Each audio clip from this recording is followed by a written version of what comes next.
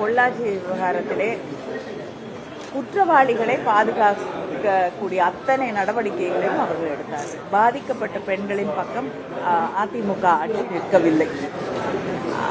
அவங்களுடைய கட்சியில சில பேர் பொறுப்பிலே இருந்த காரணத்தால், அவர்களுக்கு சில பேர் நெருக்கமானவர்களாக இருந்த காரணத்தால் அவர்களை குற்றவாளிகளை பாதுகாப்பதில் அவர்கள் மீது வழக்கு கூட பதிவு செய்ய அவர்கள் தயாராக இல்லை.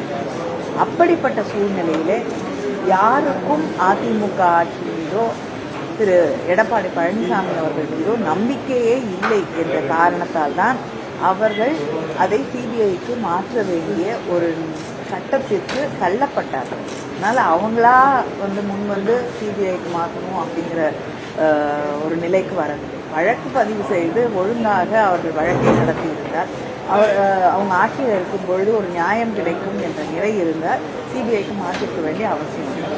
அதனால சிபிஐக்கு மாற்றினது தனக்கு ஏதோ பெருமை அப்படின்னு நினைச்சிட்டுன்னா அது வைக்கப்பட வேண்டிய எல்லா தொகுதிகளும் நிச்சயமாக திராவிட முன்னேற்ற கழகமும் திராவிட முன்னேற்ற கழக கூட்டணியும் வெற்றி பெறக்கூடிய வாய்ப்புகள் மிகச்சிறப்பாக இருக்கக்கூடிய தொகுதிகள். தமிழ்நாடு முழுவதும் சொல்கிறேன். நான் அடிக்கடி